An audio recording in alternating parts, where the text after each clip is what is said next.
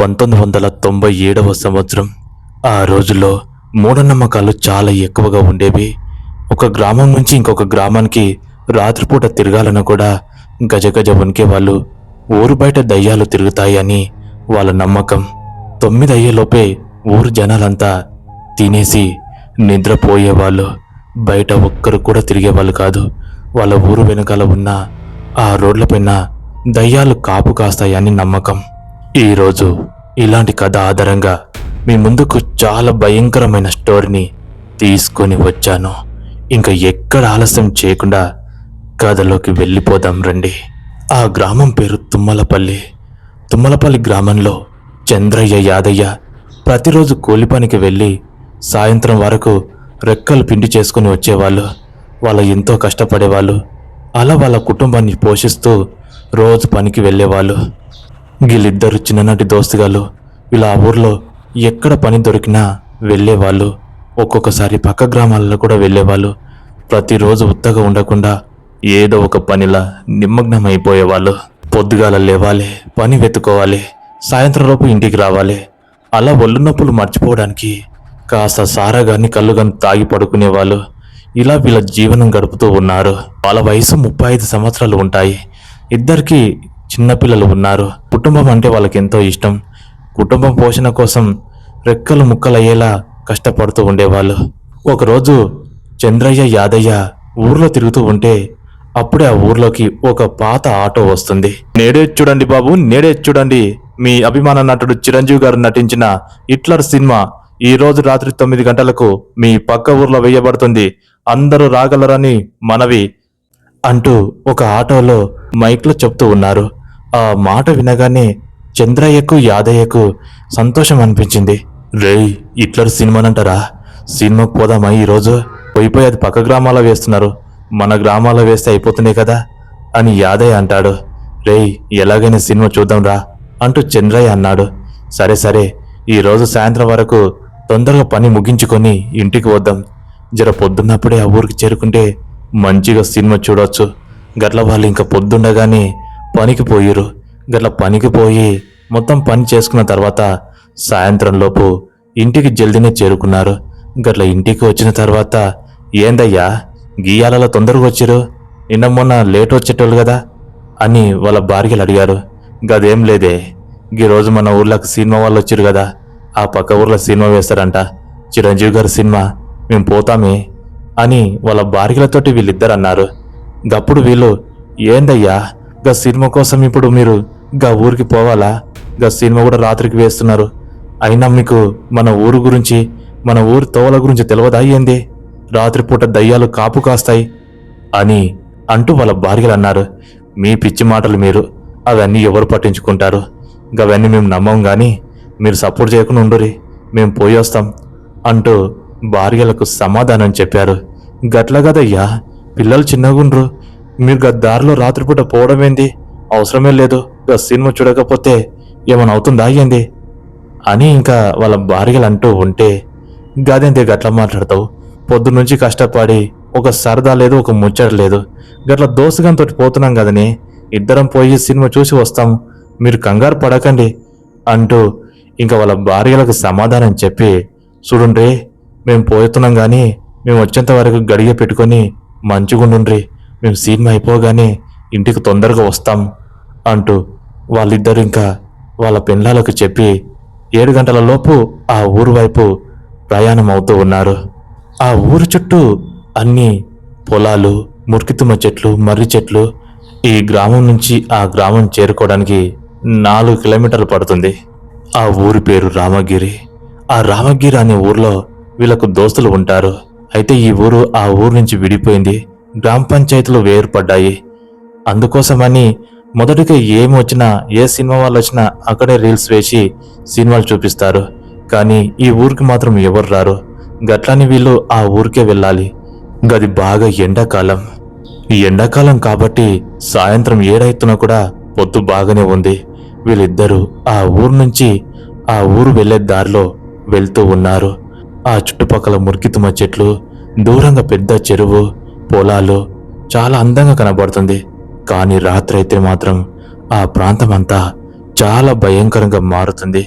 వీళ్ళు అప్పుడు ఏం ఆలోచించకుండా తొందరగా ఆ గ్రామానికి చేరుకున్నారు. ఆ గ్రామానికి చేరుకొని వాళ్ళ దోస్తుగాలని కలిశారు. ఆ రోజుల్లో ప్రతి గ్రామాలలో సినిమాలు వేయడానికి వచ్చేవాళ్ళు. రీల్ సినిమాలు వేస్తారు. అలా ఆ రోజు హిట్లర్ సినిమా వేస్తున్నారు. సరిగా సమయం 9 గంటలకు సినిమా స్టార్ట్ అవుతుంది. గప్పటిదాకా వీళ్ళిద్దరూ గల దోస్తుగాల ఇంటిగానే ఉన్నారు. మొత్తానికి 9 గంటల సమయాన ₹2 టికెట్ తీసుకొని ఆ పరద లోపలికి వెళ్ళి సినిమా చూస్తూ ఉన్నారు. అప్పటికే ఆ ఊరు జనాలు చాలా మంది సినిమాకు వచ్చారు. మొత్తానికి హిట్లర్ సినిమా స్టార్ట్ అయింది. వీళ్ళిద్దరు సీట్లు కొట్టుకుంటా ఎంతో ఎంజాయ్ చేస్తూ సినిమాను ఆస్వాదిస్తున్నారు. అలా సినిమా మొత్తం అయిపోయిన తర్వాత సరిగా 12 అవుతుంది. ఇంకా అందరు బయటికి వచ్చారు. అప్పుడు వాళ్ళ దోస్తుగాళ్ళు లేక వచ్చారని ఆ పక్కనే ఉన్న నాటుసార దుకాణానికి తీసుకెళ్లి మంచిగా ఇప్పపు సార తాగిపించారు. మంచిగా సార తాగిన తర్వాత, రేయ్ ఇప్పుడు చీకటి బాగయింది, గీ యాలలో యాడికిపోతారు గాని పొద్దుగాల పోదురు, గీడ పడుకోండి అని వాళ్ళ దోస్తుగాలు అనగా, లేదురా బాబు, పొద్దుగాల కూలి పని పోవాలే, కూలి చేస్తే గాని డొక్కాడదు, అలాంటి బ్రతుకులు బతుకుతున్నాం అని ఇంకా చంద్రయ్య యాదిగాడు ఇద్దరు అన్నారు.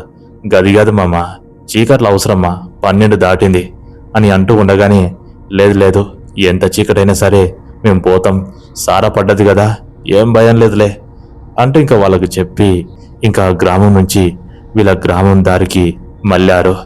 అలా వీళ్ళు మాట్లాడుకుంటూ చేతిలో 2 కర్రలు పట్టుకొని, అప్పటికే వాళ్ళ దగ్గర సెల్స్ బ్యాటరీ ఉండేది, ఆ బ్యాటరీ పట్టుకొని వస్తున్నారు. కానీ ఆ రోజు టార్చ్ లైట్ అవసరం లేదు. ఎందుకంటే అది నిండు పౌర్ణమి వేళ, వెన్నెల బాగా కురుస్తూ ఉంది. దారంతా బగబగ కనబడుతుంది. ఇంకా వాళ్ళు ఆ వెన్నెల వెలుతురులో టార్చ్ లైట్ అవసరం లేకుండానే మాట్లాడుకుంటూ వస్తూ ఉన్నారు. ఆ చేతిలో 2 కర్రలు దారిలో ఏదైనా జంతువులు వస్తాయని అవి పట్టుకొని వస్తూ ఉన్నారు. అలా వాళ్ళు 1 కిలోమీటర్ చేరుకున్నారు. అంతా వెన్నెల కురుస్తూ ఉంది. యాదయ్య అప్పుడు ఇలా అంటుండు, రే చంద్రియ, ఈ దారి గురించి మన ఊరు వాళ్ళు ఎందుకురా అంతా భయపడతారు? అసలు ఏముందని? మనం కూడా ఎప్పుడో ఒకసారి వెళ్ళేవాళ్ళం. పగటిపూట ఎక్కువ తిరుగుతారు కానీ రాత్రిపూట ఇక్కడ దయ్యాలు తిరుగుతాయని అంటారేంద్రా, అవన్నీ నమ్ముతావా? ఏమోరా, మనకేం తెలుసు, మనకి ఎప్పుడు అనుభవం కాలేదు, ఎప్పుడు కూడా ఈ దారిలో సరిగా రాలేదు. ఎప్పుడు పోయినా పగటిపూటని పోయాం, ఈ రోజు మాత్రమే చీకట్లో పోతున్నాం అంటూ ఇంకా అలా మాట్లాడుతూ ముందుకు వస్తూ ఉన్నారు. సరిగా ఇంకొక కిలోమీటర్ చేరుకున్నాడు. ఇంకా అక్కడికి రాగానే వాళ్ళు వస్తున్న దారికి దూరంగా చెరువు ఉంటుంది. చుట్టుపక్కల మురికితుమ్మ చెట్లు, మధ్యలో సడక్ రోడ్డు. ఆ సడక్ రోడ్డు పైన వీళ్ళు నడుస్తూ ఉన్నారు. అలా రోడ్డుపైకి రాగానే దూరంగా అప్పుడే నక్కలు ఏడుస్తూ ఉన్నాయి. వీళ్ళు ఇంకా ఎటు చూడకుండా ముందలనే చూసుకుంటూ దబదబ నడుస్తూ ఉన్నారు. అలా నడుస్తూ ఉంటే ఆ వెన్నెల వెలుతురికి వీళ్ళకు మనసంతా హాయిగా అనిపించింది. బాగా ఎండాకాలం, చల్లగా గాలి తగలగానే, ఒరి యాదిగా ఎంత చల్లగుందిరా పానమంతా, అబ్బా ఇంటికాడ పడుకునే బదులు గీనే ఈయన పడుకుంది బెటర్ అనిపిస్తుందిరా అని చంద్రయ్య అన్నాడు. యాదిగాడు కూడా, అవునరా, ఈ ఎండాకాలం ఉక్కపోతకు చచ్చిపోతున్నాం, చూడు ఈరోజు వెన్నెల ఎంత కురుస్తుంది, దారి కూడా ఎంత బాగా కనబడుతుంది, అబ్బా ఇంత అనుభవం ఎప్పుడు దొరకదురా అంటూ మెల్లగా ఆకాశం వైపు చూస్తూ రోడ్డు పైన నడుస్తూ ఉన్నారు. రోడ్డు పక్కల కీచురాల శబ్దాలు, దూరంగా గుడ్లగుప్పల శబ్దాలు. అలా నడుస్తూ ఉండగానే ఈ పెద్ద పిట్టలు అరిస్తే ఏదో అరిష్టం అంటారు, ఎందుకు అరుస్తాయో ఏమో అంటూ మాట్లాడుకుంటూ అలా కొనసాగుతూ ఉండగానే అప్పుడే వాళ్ళకు దూరంగా రోడ్డు పైన ఎవరో అడ్డుగా పడుకున్నట్టుగా వీళ్ళకు ఆ చందమామ వెలుతురులో కనబడుతుంది. వీళ్ళు మొదటిగా గమనించారు.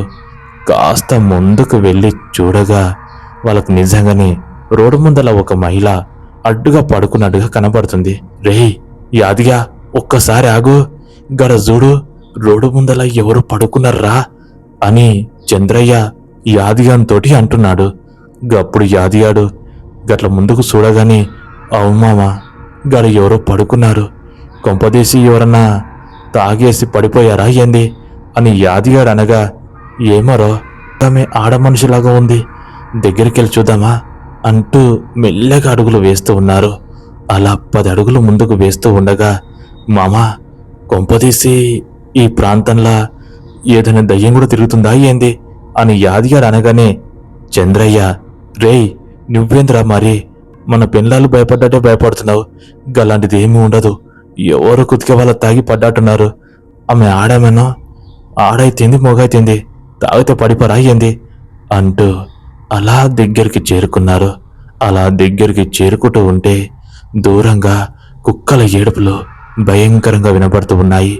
పక్కనే ఉన్న చెట్లపైన గుడ్ల గుప్పలు భయంకరంగా మూలుగుతూ ఉన్నాయి.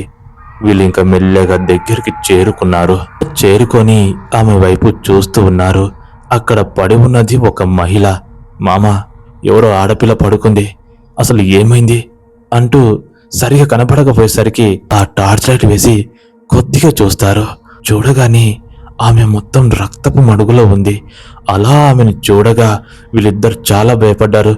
రే, ఎవరో దీన్ని చంపేశారా, ఈమె చనిపోయినట్టుంది అని అంటూ ఉండగానే నువ్వేం మాట్లాడుతున్నావు అని యాదిగాడు అనగా, అవునరా చూడు, రక్తపు మరకలు, కింద కూడా రక్తం పోయిందిరా, ఎవరో దీన్ని చంపేశారు అని చంద్రయ్య అనగానే, మామా ఎవరు చూద్దామాగు అని తన చెయ్యి పట్టుకొని వెలకిలా తిప్పాలని చూశాడు. అప్పుడే చంద్రయ్య, ఒరు యాదిగా, ఏం పని చేస్తున్నావురా నువ్వు, ముట్టుకోకు, పక్కకు జరుగు అంటూ లాగాడు. ఏమైందిరా, ఎందుకు చూడొద్దంటున్నావు? రే, నీకేమైనా పిచ్చా? ఇప్పుడు తనని నువ్వు ముట్టుకున్నావనుకో మన ఏలిముద్రలు దొరికి ఆ హత్య మనమే చేశారని పోలీసులు మనని బొక్కలో నూకుతారు.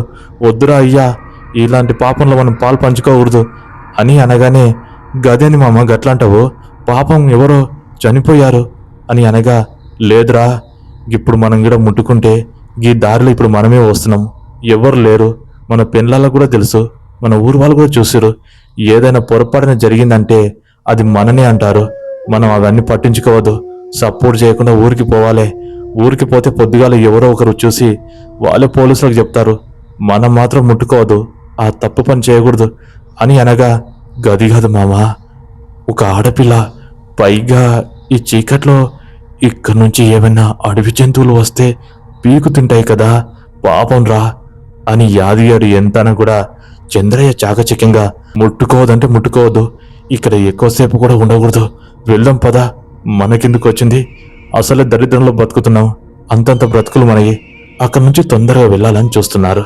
అలా వాళ్ళు ఒక 30 అడుగులు ముందుకు వేశారో లేదో తెలియదు. అప్పుడు వెనకాల భయంకరంగా ఏడుపులు వినబడుతూ ఉన్నాయి. ఆ ఏడుపులు ఎవరివా అంటూ వీళ్ళకు ఒక్కసారిగా భయం వేసింది. మామా, ఎవరు ఏడుస్తున్నారే అంటూ యాదిగాడు భయపడుతూ చంద్రయ్యతో అన్నాడు.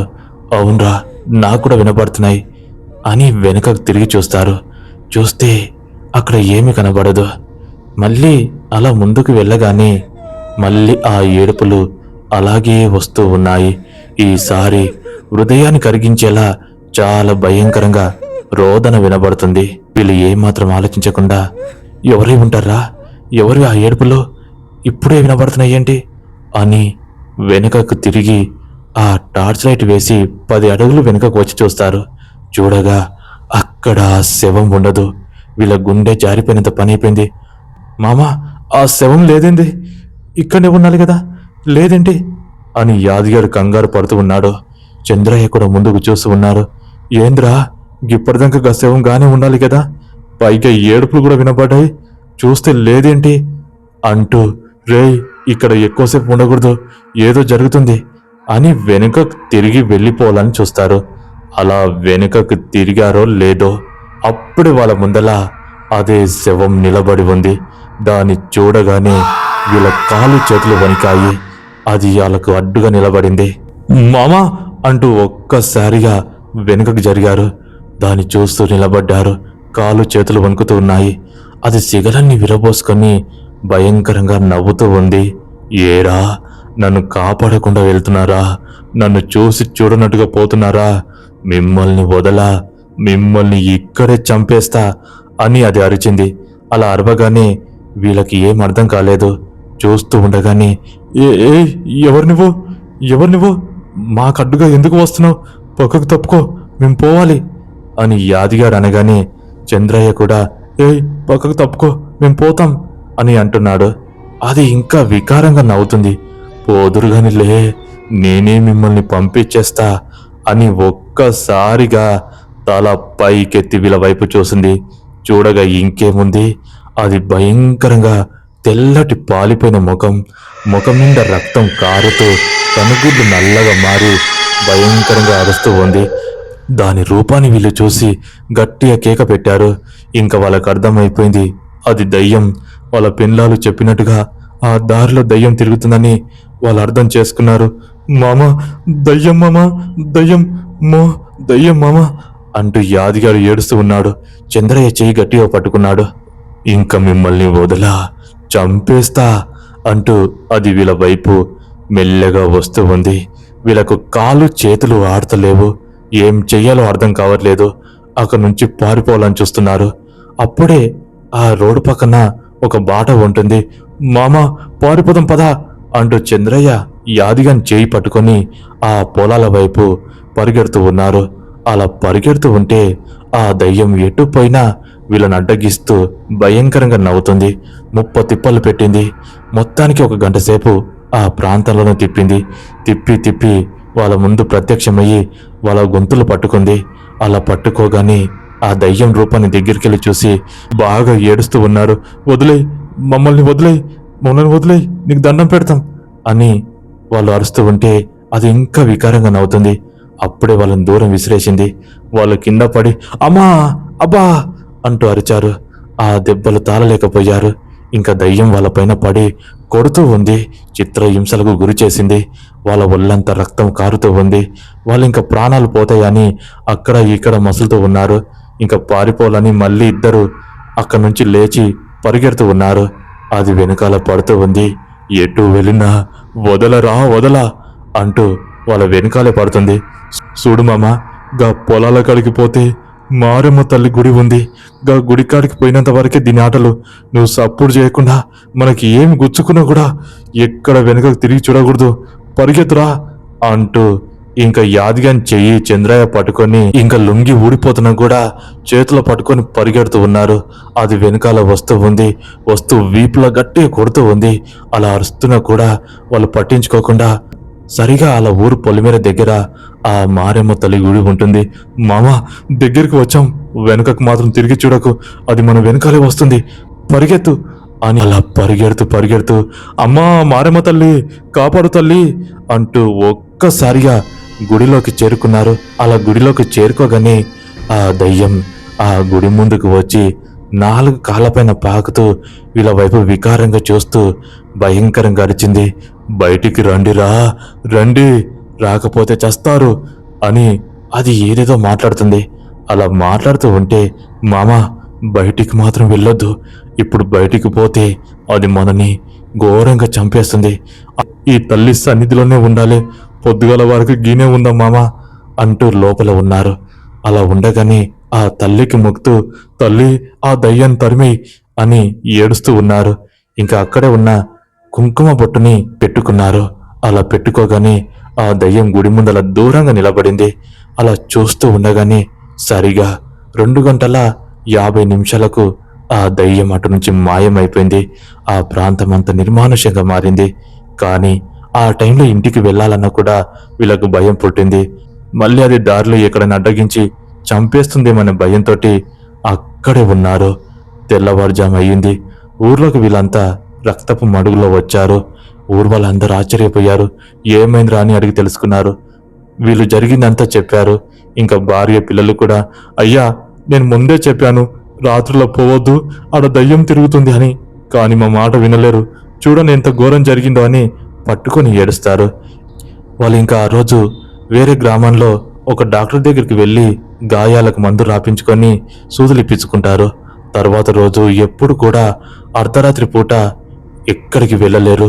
ఆ భయంకరమైన రోజు తర్వాత వీళ్ళు జీవితంలో రాత్రిపూట ప్రయాణాలు అస్సలు చేయలేరు. ఆ రోజు నుంచి చాలా జాగ్రత్తగా ఉన్నారు. మొత్తానికి ఇలా ఈ కథ ముగిసింది. మరి ఈ స్టోరీ మిమ్మల్ని ఎలా అలరించిందో మీరు ఖచ్చితంగా కామెంట్ సెక్షన్లో తెలియజేయండి.